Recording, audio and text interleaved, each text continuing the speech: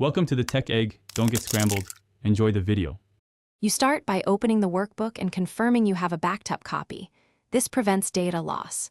Next, make sure macros and external connections are enabled so links update correctly. If formulas rely on dynamic arrays or LET, verify your Excel version supports them. Otherwise, expect errors. Once you've confirmed those prerequisites, save a version copy and close any other heavy workbooks to free memory. This reduces slowdown when recalculating large datasets. You now refresh and reconcile the actual data.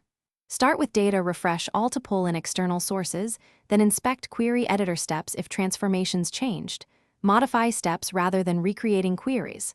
For linked workbooks, use data edit links to repoint files and update values.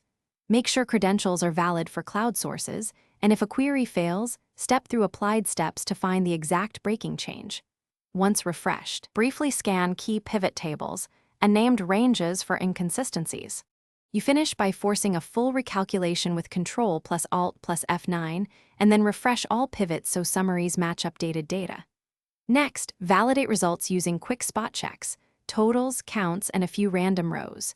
If values are wrong, look for #ref, errors, broken links, or volatile formulas like indirect and now. These often cause inconsistencies.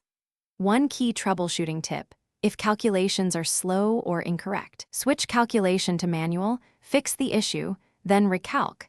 This isolates problems without repeated slow recalculations. Thanks for watching. Consider subscribing if I helped unscramble your problems.